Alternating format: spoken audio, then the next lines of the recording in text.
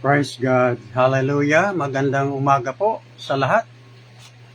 Tayo po ay mag-umpisa na sa gawain na pinagkatiwala sa atin ng Panginoon sa umaga ito. Praise God. Purihin po ang buhay na Diyos na siyang may-ari ng ating buhay. Patuloy po tayong lumalapit. Tayo ay patuloy na umaasa sa Kanya.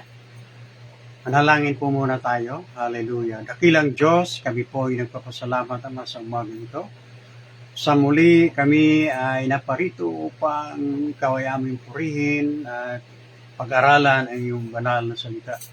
Salamat, Ama, sa kalakasan. Salamat din po sa mga kapatid ko sa pananampalataya. Patuloy kong iingatan sila makasama ko rin sa umaga. Purihin ang iyong banal na pangalan. I claim the victory, O God. Thank you, Jesus. Hallelujah. In the name of Jesus. In the name of Jesus. Amen. Amen. Praise God. Praise God. Sa umagang ito, ang atin pong pag-aralan ay tungkol sa dila. Ang dila ay talagang importante na mathim po natin ito dahil ito po ay mapanganib na bahagi ng ating katawan. Okay? Sabi po dito, huwag maging guro ang marami sa inyo. Ito po sa aklat ng Santiago, chapter 3. Okay, James chapter 3, verse 1 hanggang verse 1 to 18. Yan, ito po ang ating aralin ngayong umaga patungkol sa dila. Sabi dito, huwag maging guro ang marami sa inyo, mga kapatid. Yamang nalalaman ninyo, tatanggap ng lalong mabigat na hatol. Okay? So, ang pagiging guro pala ay masila na bahagi. Masila na tungkulin dahil lalo kang mabigyan ng mga parusa kung ikaw ay hindi handang magturo ng tama. Alright? Sapagkat maraming mga bagay tayong lahat ay nangakatisod. Kung ang sino man ay hindi natisod sa salita ay isang taong sakdal, ang gayon may kaya rin namang makapigil sa buong katawan. Yan, ang dila, ang ginamit din para matisod ang ating mga kapatid. Yan, sa pagsasalita. So mag-ingat po tayo. Sabi po dito, kung ang ating inilagay ang mga preno ng kabayo sa kanilang mga bibig upang tayo'y talimahin, ay ibinabaling din naman natin ang kanilang buong katawan. So kung ang kabayo, sabing gano'n, ay lagyan natin ng rinda ng kabayo. Kung saan man natin ibaling sila ay susunod. So, ganon din po ang dila. Yan. Narito ang mga daong naman, bagamat lubhang malaki, tinutulak ng malakas na hangin, gayon may sa pamamagitan ng isang lubhang maliit na ugit ay napapabaling kung saan ibig ng taga-ugit. Taga-ugit or yung timon, yung timonel. Ayan. So, napakaliit na timon, kaya ang barko ay kung saan nila ibaling yan, sumusunod yan. Gayon din naman ang dila ay isang maliit na sangkap at nagpapalalo ng malalaking bagay. Narito kung gaano kalaking gubat ang pinag-aalab ng lubhang maliit na apoy. So parang inihalin tulad ito sa isang maliit na apoy o isang palito. Nag-umpisa lang sa maliit. Pag ito ay kumalat na buong kagubatan, masusunod yan. So ganon din ang dila. Yan ang sabi dito. At ang dila ay isang apoy ang sanglibutan ng kasamaan sa ating mga sangkap ay dili iba't ang dila na nakakahawa sa buong katawan at pinaniningas ang gulong ng katalagahan at ang dila ay pinagniningas ng impyerno. So, pero hinahambing na sa impyerno ang dila. Ganun.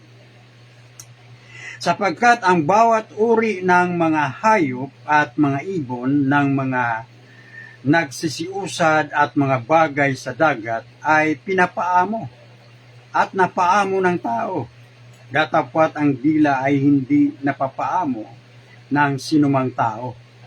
Isang masamang hindi nagpapahinga na puno ng lasong nakakamatay. So, ganun pala ang dila. Grabe, no?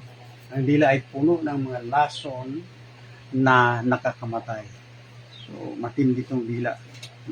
Inaral natin. Praise God.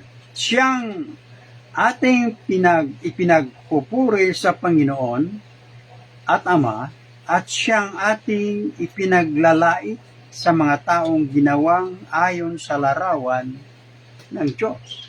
Ayan. So, ang dila ay ginagamit natin sa pagpupuri sa ating Panginoon.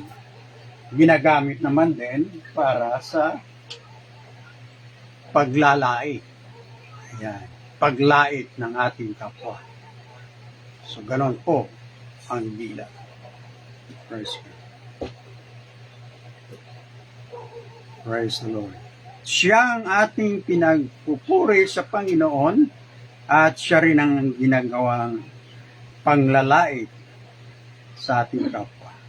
Sa bibig din lumalabas ang pagpupuri at paglait. Mga kapatid, ang mga bagay na ito ay hindi nararapat magkagayon. So sa isang bibig, lumalabas yung pagpupuri at panglalait. Kaya mahalaga na i-team po natin ang dila natin. Yan. Praise God. Sa bibig din lumalabas ang pagpupuri at paglait. Mga kapatid, ang mga bagay nito ay hindi nararapat magkagayon. Ang bukal bagay sa isa lamang siwang ay binubukalan ng matamis at mapait. Yan. So, ang isang bukal daw, mayroong mapait at matamis. O maalat at matamis. Ayun. Sa isang bukal lang. So, ganun po inahilintulad ang ating dila. Kung kaya, mag-ingat po tayo na yung dila natin ating pigilin ito. Sa anumang paraan, tayo man ay nagagalit, kailangan mayroon tayong pagpipigil sa sarili. Praise God. Ito po ang mahirap na gawin ng tao, pero kung ang Holy Spirit ay patuloy na nagkokontrol sa atin 100%, kaya naman natin itong supilin. Hindi natin magawa sa ating sarili, kapatid. Maliban ang Holy Spirit ang siyang mag-guide sa atin sa pag-control sa ating dila. Kasi yung dila natin ay mapanganib. Mahalaga na makontrol po natin ito. Itawag doon yung mga negative na lumalabas sa bibig natin, sa dila natin, ay wala pong magagawang mabuti. Walang magawang mabuti ang negative na lumalabas. Mahalaga po ang positive, yun po ang ating patuloy na pairalin sa araw-araw, anuman ang ating kalalagayan sa buhay. Mayroon man tayong mga kinakaharap na problema, mahalaga po na yung positive lang gamitin natin. Huwag tayong magsabi ng mga negative o yung mga failure na mga salita. Dahil yan po ay magaganap sa buhay natin. Ano man ang ating sinasabi, yun po ang magaganap, kapatid. Praise God. So yun po ang dila natin. So maging maingat po tayo na itim po natin ang dila natin. Dahil yung dila natin ay mapanganib. Okay? Praise God. Ang bukal bagay sa isa lamang siwang ay binubukalan ng matamis at mapait. Tama naman yun. Maaari baga na mga kapatid na ang puno ng igos ay magbunga ng asitunas o ng mga igos ang puno ng ubas? Hindi rin naman magbabalungan ng matamis ang maalat na tubig. Sino ang marunong at matalino sa inyo? Ipakita niya sa pamagitan ng mabuting kabuhayan ang kanyang magawa sa kaamuan at karunungan. So mahalaga po ang pagiging maamo. Kailangan po ng dila natin makontrol po ito dahil ito po ang tinatawag na sanhi ng pagkakasala. Praise God. Kaya yung dila, mahalaga po na makontrol natin to. Yan. Sabi po dito sa 14, ngunit kung kayo'y mayroong mapapait na paninibugho, yan, at pagkakampi-kampi sa inyong puso, ay huwag ninyong ipagmapuri at huwag magsisinungaling laban sa katotohanan. Hindi ito ang karunungang bumababa mula sa itaas, kundi nauukol sa lupa, sa laman, sa diablo. So lahat pala ito, yung po paninibugho, yan po ay hindi sa Panginoon. Galing yan sa diablo. Ayan, sabi dito. Ito ay isang karunungang bumaba mula sa itaas, kundi ang naukol sa lupa, sa laman at sa diablo. Sapagkat kung saan mayroong paninibugho at pagkakampi-kampi, doon mayroong kaguluhan at lahat ng gawang masama. Yan. Tama lang naman po itong paliwanag ni Santiago. Mayroon pong pagkakampi-kampi sa isang grupo. Mayroon pong paghati. Yan, hinahati ang congregation. Yan po ay gawa ng kaaway. So, akala natin okay. Marami pong mga samahan na nahati dahil sa tinatawag na pride. Ayan. Kasi ang pride, pag yan ay umiral sa tao, yan nagmumula sa pride, sa puso, then lalabas sa dila, then hanggang sa hatiin ang grupo, ang congregation. So marami pong nagsasuffer ng mga fellowship na ganoon, kapatid. Kaya mahalaga po yung dila ay mapigil natin ito. Pipigilin natin ito sa tulong ng Panginoon. Yun ang nga, sabi ko nga, hindi natin kayang gawin ito sa sariling ating lakas. Ito'y magagagawa natin sa pamagitan ng Holy Spirit na siyang nananahan sa atin. Ang Holy Spirit, kapatid, ay nananahan sa atin. At siya ngayon ang ating guide. Kaya kung anuman ang ating mga desisyon sa buhay, mahalaga na pakinggan natin ang Holy Spirit. Praise God. Dahil mahalaga po na maunawaan natin ang kalooban ng Panginoon. Kaya itong dila na ating pinag-usapan ngayong umaga, mahalaga po ito at importante po na ating ulit-ulitin, araling maigi ang patungkol sa dila. Dito sa 17, ang sabi po dito, ang karunungang buhat sa itaas ay unay malinis sa kamapayapa, banayad, madaling panaingan, puspos ng kaawan at ng mabubuting bunga, walang inaanyuan, walang pagpaimbabaw. At ang bunga ng katuwiran ay natatanim sa kapayapaan sa mga nagsisigawa ng kapayapaan. Praise God. Ang dila, kapatid, mahalaga po ito na atin po itong makontrol. Once na ikaw ay magsalita ng negative, sa sobrang galit, magsalita ka ng anumang mga salita, mga pagmumura, at iba pang mga salita na hindi magandang pakinggan, yan ay galing sa diablo. Kaya mahalaga po na tayo ay mag-ingat sa dila natin. Alam ko naman tayo ay guilty lahat. Pati ako, guilty ako niyan.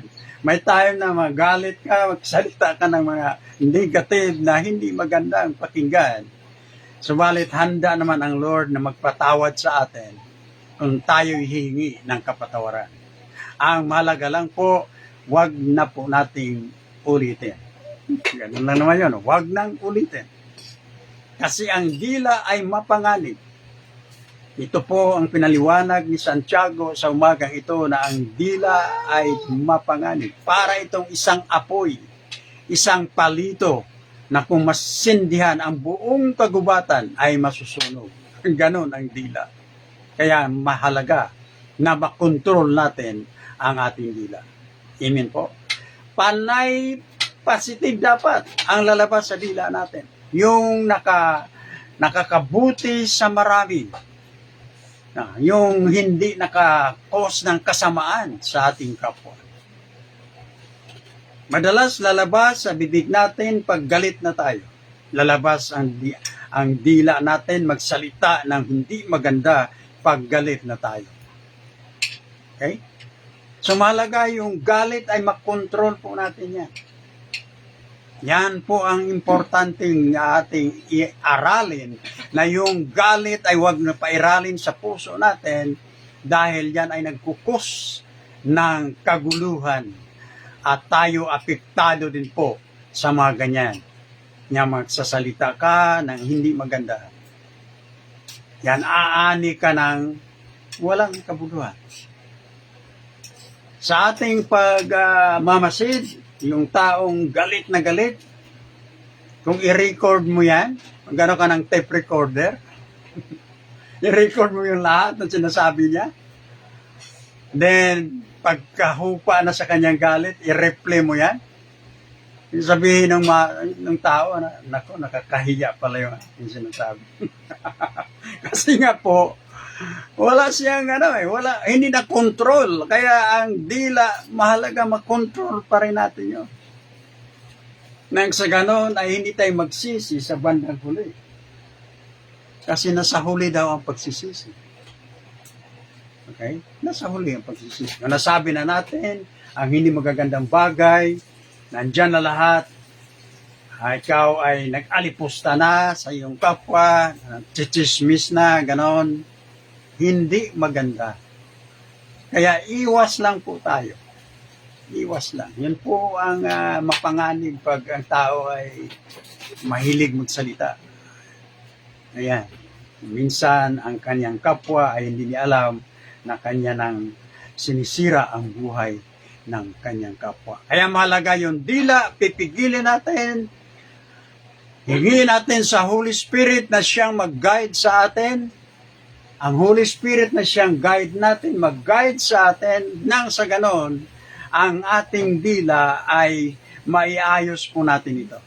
Mahalaga po na ang lahat na lumalabas sa ating bibig ay panay kabutihan. Alright? Panay kabutihan. Mahalaga po yan. Naunawain natin ang ating sarili, ipagkatiwala natin sa Diyos. Praise God. Ang lahat ng ating pangailangan. Dito po sa aklat ng mga kawikaan o sa Proverbs, mayroon po ditong magandang salita patungkol sa dila. Ano po? So gusto ko pong buksan natin ang ating mga Bible sa aklat ng kawikaan. Kawikaan chapter 18. Kawikaan chapter 18 sa verse 21. Okay? Sabi po dito sa aklat ng Kawikaan chapter 18 verse 21, sabi dito, kamatayan at buhay ay nasa kapangyarihan ng dila. At ang nagsisibig sa kanya ay magsisikain ng kanyang bunga. Medyo, ipaliwanag natin maigi ito kasi hindi ganong clear kung anuhin natin. Sabi dito, kamatayan at buhay nasa kapangyarihan ng dila. At ang nagsisiibig sa kanya, yung salitang nagsisiibig sa kanya, dalawa po ito eh. Dalawa po ang tinutukoy dito. Yan. Ang nagsisiibig sa kanya ay magsisikain ng kanyang bunga. Ibig sabihin, kung ikaw ay umiibig sa mga negative, magsisikain ka rin ng bunga ng negative. Ganun po ang ibig sabihin dito. Kamatayan at buhay ay nasa kapangyarihan ng dila. At ang nagsisiibig sa kanya, yung salitang kanya, patungkol ito sa dalawang bahagi. Ang nagsisiibig sa kanya ay magsisikain ng kanyang bunga. So ano po ang bunga ng negative? Negative. Ang bunga ng negative ay negative, zero. So kung ikaw ay mahilig sa negative, sabi nito sa proverb, ang nagsisiibig sa kanya patungkol sa negative yan, okay? Ay magsisikain ng kanyang bunga. Another naman side ay positive. Alright. Sabi dito, ang nagsisiibig sa kanya, positive naman ito, ay magsisikain ng kanyang bunga. So positive naman ang kanyang kakainin. Dalawa ang pinaanuhan dito pinahiwatig dito yung negative at positive. Kasi dalawa lang naman yan Dalawa lang po ang lumalabas sa ating dila, yung mga negative na mga salita at positive na mga salita. So yung umiibig na mga negative lang ang kanyang maani. Pero yung umiibig sa positive, yan, positive. Kabutihan. Yan ang kanyang maani. Kaya mahalaga po, ang sabi nito, kamatayan at buhay. Biro mo, kamatayan at buhay. Kamatayan at buhay ay nasa kapangyarihan ng dila. Sa ating pong pagmamasid, pag ang isang tao ay humingi ng counseling sa isang tao, mahalaga po na yung counselor ay positive ang kanyang i-encourage. Huwag siyang magbanggit ng mga negative. Kasi magkaroon niya ng effect doon sa tao na kanyang binigyan ng payo. Kaya mahalaga po mga positive na mga bagay ang ipayo niya sa tao dahil may effect po yan. Yung dila po natin nakasalalay dito ang buhay at kamatayan. Kaya kung negative, lahat panig ng kamatayan yan. Walang effect. Pero kung positive, yan ay buhay. Panig sa buhay. Praise God. Kaya mga kapatid, mga kaibigan, sa umagang ito, iingatan po natin ang ating dila. Siguro maalala natin, nung tayo nakapagsalita ng hindi maganda, nung tayo galit, maalala po natin yan. Na wala talagang mapapala ang isang tao na panay mga negative ang lalabas sa kanyang dila. Praise God. Mayroon pong nag-experiment, sabagay ito po ay narinig ko lang, nabasa ko lang, na kung ang isang halaman pala ay mumurahin mo ang isang halaman. Hindi ko pa nasubukan yan. Siguro magandang subukan siguro. Dalawang halaman, ang isa, pinagsabihan ng positive na mga salita. Kailangang lumago ka, kailangang mamulaklak ka. Yan ang parating salita niya doon sa isang halaman. Yung isa namang halaman, minumura niya. Minumura at minumura, pinagsalitaan ng hindi maganda. Ang resulta po, namatay yung halamang parating minumura ng tao. Samantalang yung sinasabihan niya ng mabuti at sinabihan niyang magpakabuhay ka, magkaroon ka ng bulaklak, magpakarami ka, gano'n. Mayroon pong mga pangyayaring gano'n. Kaya tama lang po yun na yung mga halaman natin, kausapin natin, positive. Bulaklak ka ha, magbigay ka ng bulaklak. Yan, di ba? Yung bulaklak, yun ang nagbigay sa atin ng kasiyahan. For your eyes only. Yung mga ganon. Magdala tayo ng bulaklak sa church. Makikita po natin ang bulaklak na maganda. Yan, sa ating mga mata. Maganda sa ating paningin. At ang mga bulaklak niyan ay hindi ganyan kung hindi inaruga ng isang hardinero.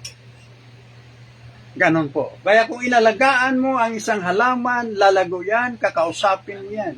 Kasi may buhay yan eh. Kausapin mo ng mga positive na mga salita. Kasi ang halaman ay may buhay yan eh. Maging ang mga hayop. Kausapin mo ng maayos. Huwag mong panay galit, ganon. How much more kung ang tao, anak mo ay parati mo lang pinapagalitan araw-araw. Kasi wala na nga siya nagawang mabuti. Kailangan talaga minsan i-reverse mo yan. Tawag doon reverse cycle. Kung mayroong kang member ng tahanan na pasaway, di ba? Pasaway. I-reverse mo yan. Huwag mong sabihin, ikaw talaga eh. Karamihan, sabi ng bata, parati na niyang narinig, sinabi ng kanyang nanay, ikaw talaga, bubo ka talaga. Yan. Bubo daw siya. So, ang nangyari, pag tanungin siya, nawala ang self-esteem ng bata. Sabi ng bata, bubo kasi ako eh. Yun ang may sabi, nanay ko. Kaya, ang nanay number 1 na factor yan. Paano i-build yung bata? Yan, anong ginamit ng nanay yung dila? Kaya maging maingat po tayo sa dila. Kaya kung mayroon mang mga pangyayari sa buhay natin, sa ating sambahayan na negative sa tingin natin, mahalaga na ibigay muna natin sa Panginoon. Pag-pray natin, Lord, i-guide mo po ang anak kong yan, Panginoon. Hindi yung diretso ka lang, i-ano mo yung tao, yung bata, i-condemn mo na.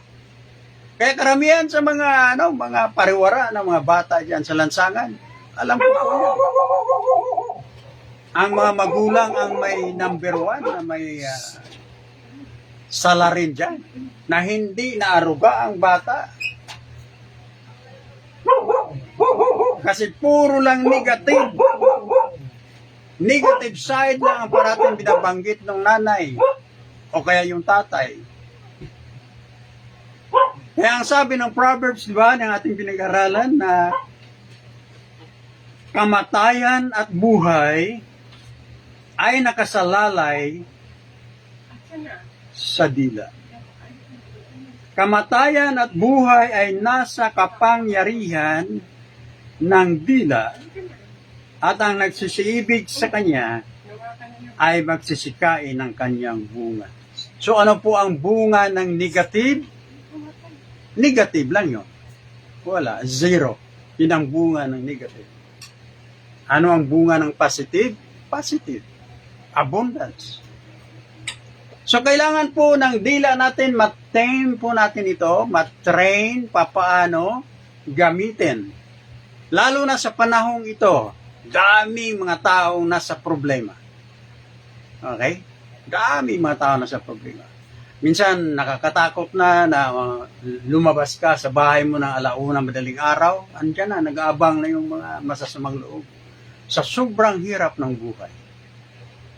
Yung mga snatcher na yan, gustong kumita, yan ay gawa ng kaaway. Sino po ang nag-shape niyan?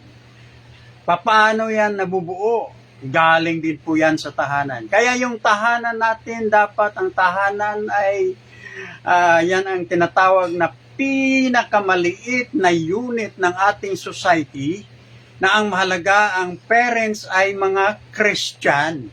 Yan. Dapat Kristiyano ang nanay at tatay. Bakit po? Doon po namumold ang ating mga anak sa ating tahanan. Doon po sila tinatawag na pinupundar natin ang kanilang buhay. Ang mahalaga yung mga positive attitude, yun po ang patuloy nating ituro sa kanila. At ang ginagamit natin ay ang ating dila. Kaya yung dila ay mapanganib. Pag gamitin mo ito sa kasamaan, talagang ubod ng kasamaan ang resulta ng ating dila.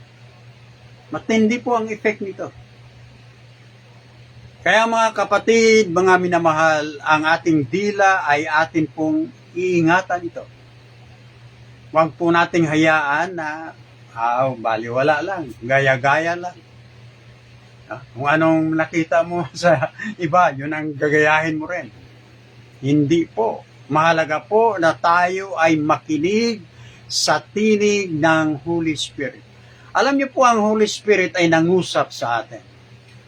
At anuman ang ating nabasa sa banal na kasulatan, ang Holy Spirit ay magbigay sa atin ng paalala. Ibigay ng Holy Spirit sa atin ang paalala na ito ang gawin mo. Maalala mo yung salita ng Diyos. Maalala mo yung bunga ng Espiritu. Ano yung bunga ng Espiritu? Yung the fruit of the Spirit is peace, love, joy, yan, long-suffering, gentleness, goodness, mapakinggan mo yan. Palaala ng Holy Spirit yan. Once na ikaw ay makapagsalita na hindi maganda, ang Holy Spirit mag-remind sa atin yan. Kaya kung ano ang narinig mo, ano ang nabasa mo sa banal na kasulatan, the Holy Spirit will put that to your remembrance. Ngayon, kung ilagay na ng Holy Spirit sa iyong remembrance, then you have to obey the Holy Spirit. Amen po? You have to obey. We have to obey the voice of the Holy Spirit. Kaya mahalaga po na ang dila natin ay makontrol po natin ito. Mahalaga na ang ating dila ay maggamit natin sa mabubuting mga salita. Sa ating pananalita, ang dila natin maggamit po ito ng pakinabang sa mga nakikinig. Ito pong pangaral, ginamit ko po dila. Dila ang ginamit ko sa pangaral para sa kabutihan ng mga nakikinig. Subalit kung ang isang tao galit, iba naman ang lumalabas sa kanyang bibig. At yun po ang mapanganib, yung lumalabas sa bibig ng isang taong galit. Kaya mahalaga po makontrol natin ang ating galit. Hayaan natin ang Holy Spirit na siyang mag-guide sa atin. Sa totoo lang kapatid, wala naman talagang kayang mag-control sa ating sarili, kundi ang Holy Spirit. Tayo mismo, hindi natin kaya yon. Tayo ay completely dependent on the Holy Spirit. We are depending on the Holy Spirit. Patuloy siya nagpaalala sa atin na huwag mong gawin yan, huwag mong gawin yan. Kung minsan, ninineglect ng ating kaluluwa ang mga payo ng Holy Spirit. Yan. Yan po ang dahilan na ang tao ay pumasok doon sa iba-ibang klaseng mga kahirapan, iba-ibang klaseng mga problema dahil hindi niya pinakinggan ang tinig ng Holy Spirit. Yan. Yung dila, mahalaga po na makontrol natin ito sa araw-araw. Normal lang yan sa ating tahanan, may mga problema, may mga sigalot nung minsan. Hayaan natin ang Holy Spirit mangusap sa atin. Ibigay natin sa Panginoon ang anuman ang ating mga problema. Praise God. Hallelujah. Kaya ang Lord na ating pinaglilingkuran, kapatid, ay siya ang Diyos ng himala. At patuloy tayo na kumakapit sa Kanya sa araw-araw. Kaya ito pong topic na ating binuksan ngayong umaga patungkol sa dila. Mahalaga po na makontrol natin ang ating dila. Hayaan natin ang Holy Spirit na siyang mag-guide sa atin. Pakinggan natin ang tinig ng Holy Spirit na siyang nananahan sa atin. At kaya natin. Anuman ang mga problema na dumarating.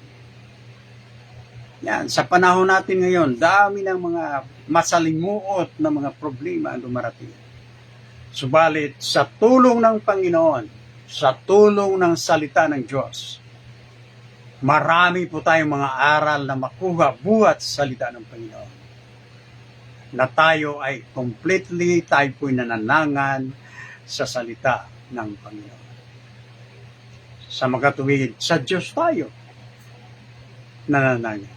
Anuman ang gusto ng God na ipagawa sa atin, yun po ang ating susundin.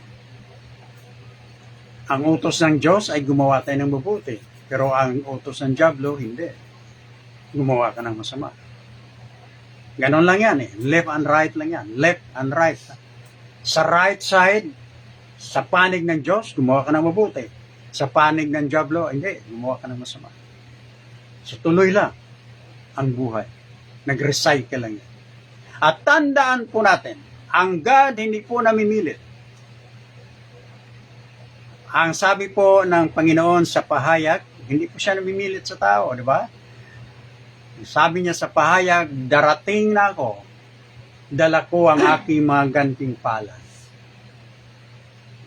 Ang sabi doon, ang masama, magpakasama.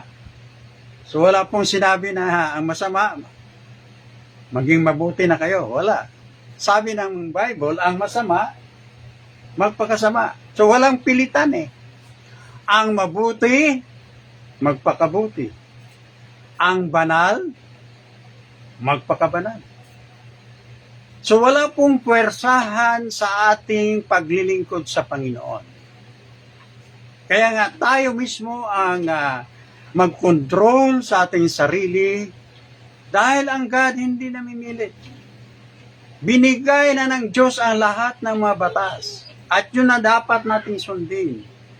Pinundar na ng God ang batas na yan. Ano yung batas na yon na pinundar ng God? Ay freedom of choice. Freedom of choice. Freedom of speech. Mga freedom na yan. Binigay na sa atin. Hindi po tayo minamarsyalo ng God from the beginning. Wala pong gano'n. Hinayaan lang po tayo ng Panginoon. Sumunod sa Kanya o sumuway sa Kanya. Yan po ang nangyari ng ating mga ninuno, di ba? Yung unang tao sa mundo, si Adam at si Eva, yun po ang nangyari. Hinayaan lang ng God, hindi siya nag-intervene. Noong ang Diablo ay patuloy na nangusap kay Eva na masarap ang bungang kahoy na ito, magbigay ito sa iyo ng kaalaman, mga ganon. Naakit si Eva. So kinamuha niya, pinitas niya ang bunga ng kahoy na nagbigay kaalaman ng masama at mabuti. At nung kinain niya, binigyan din niya si Adam. Ayun. Mali si Adam kasi nakinig lang siya. At nakinig siya kay Eva. So doon po nahulog ang tao sa pagkakasala. Kaya ang tao ay may laya even in the very beginning. May laya po ang tao sumuway sa Diyos o sumunod sa Diyos. Yan, yun po. Kaya minsan na-misunderstood natin. Maraming mga critics na nagsabi, kung ang Panginoon natin ay Panginoon ng pag-ibig, bakit nangyari ang mga sakuna na ito? Diba? Sa maraming taon, maraming sakunan dumating. May mga lindol, may mga baha. May mga sakuna ng COVID. Yan, tayo biktima ng COVID noong nakalipas ng mga taon. Kung ang Diyos ay Diyos ng pag-ibig, bakit hindi niya pinigilan yan? Hindi pinigilan ng Diyos dahil binigay na niya ang lahat ng mga alituntunin. Ang batas binigay na ng God ng pagpili Pumili ka ng mabuti o pumili ka ng masama. Karamihan, pinili ng tao ang kasamaan. Kaya nangyari po ang mga sakuna na yan. Natandaan po natin, ang mga sakuna na yan, hindi yan masabi natin na natural, natural pinom-minom yan, galaw ng natural na galaw. May gumawa yan. Kaya nang gawin ng tao yan. At dahil ang tao ay hindi pinipigilan ng God, dahil binigyan ng laya ang tao na gumagawa ng mga bagay na yan. Yung mga COVID na yan, gawa ng tao yan. Sa mga research, gawa ng tao yan. Yung mga ulan naman, lakas na ulan, gawa ng tao yan. Kung minsan sabihin na, ang God na kanon yan. Naggalit siguro ang God sa atin. Hindi. Gawa ng tao yan. Di ba alam nyo yung cloud seeding? Pwedeng bubumbay nila yung makapal na clouds na yan tapos biglang babagsak ang malakas na ulan doon sa mga bundok at magkaroon ng baha. Gawa ng tao yan. So bakit hindi pinigil ng God? Dahil binigyan na ng God ng laya ang tao. Freedom of choice. So wala na po tayong magawa doon. Kaya ang mahalaga kapatid na unawain natin ang ating pag-aaral sa buhay. I-analyze natin ang buhay natin. Ganito pala. Karamihan sinisisi ang Panginoon. Which is hindi naman dapat dahil alam po natin sa banal na kasulatan, sa may mga alam sa banal na kasulatan, alam na po natin na ang tao ay hindi pinipilit ng God. Ang tao ay matalino, may mga malilikas na tinatawag na likas na matalino na mga grupo ng mga scientists. Kaya nilang gumawa ng mga sakuna. Hindi yan pwedeng pigilin ng God. Kasi ang God ay nagbigay laya sa tao. Binigyan na ng laya ang tao. Mayroon kami nakausap na isang scientist sa aming pag-attend ng mga meeting, group of ministers, kasama din ibang scientist. Ang sabi ng isang scientist, kaya daw niyang sunugin ang Pacific Ocean. Ayaw kung gaano katotoo yun. Baka totoo yun. Kaya nilang sunugin. Ayaw ko kung anong klase niya. Magliliyab lang yan, Pacific Ocean na yan. Mga invention, gawa ng tao.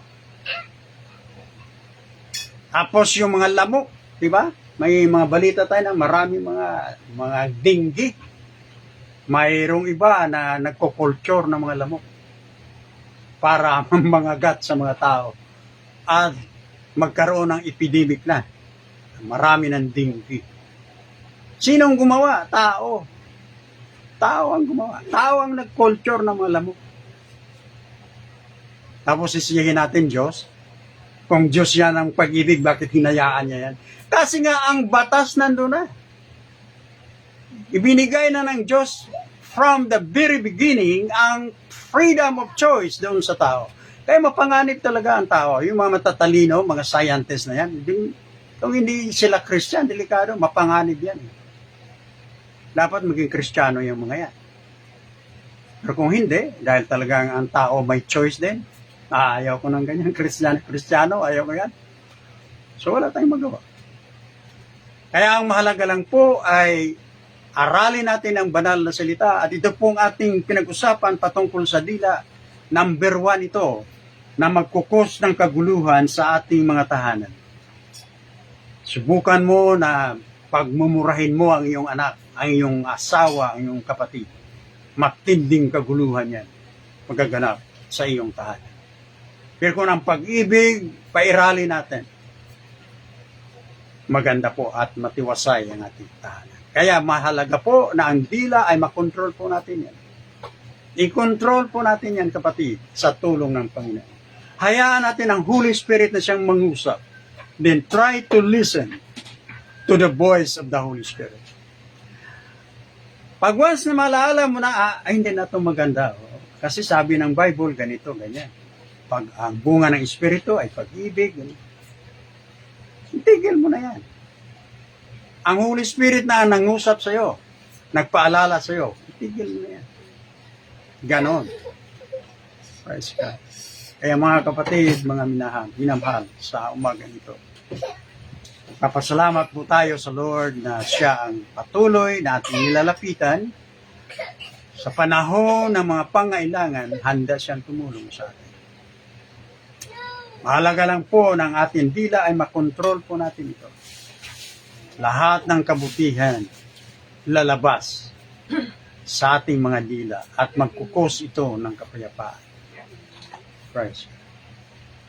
Thank you, Jesus. Salamat sa Panginoon. Tayo po ay magtatapos na po sa topic nating patungkol sa dila. Mahalaga po ito. Unawain natin maigi. Praise God. Ako po'y manalangin sa isang panalangin ng pagtanggap at kung ikaw ay first time mong nakapakinig ng ganitong gawain at hindi mo pa natanggap ang Panginoon na iyong sariling tagapagligtas, inanyayahan ko po kayo na tanggapin nyo ang Panginoon bilang iyong sariling tagapagligtas. Okay po, sumunod ka lang sa panalangin ito. Panginoong Hesus, tinatanggap kita na aking Panginoon at tagapagligtas. Mula ngayon, Panginoon, ariin mo na ako na iyong anak. O yan po ang panalangin ng puso mo kapatid, ikaw ngayon ay anak ng Diyos. Praise God. Ay po ay manalangin na po ng closing prayer. Salamat Ama sa tagumpay ng gawain na ito. Salamat Lord sa kalakasan. Salamat sa malulusog na pangatawan na taglay namin ngayong umaga. Salamat Lord, ikaw ay Diyos ng himala at patuloy namin binabalik sa iyo ang lahat ng papuri. Hallelujah. In the name of Jesus, we pray. Amen. Amen. So, sa sunod po na linggo ulit kapatid, tuloy-tuloy lang po tayo sa programang ito, ang online service na ginaganap natin dito. I hope na kayo ay makasama din namin sa sunod na linggo. Purihin po ang Panginoon. God bless po. God bless po.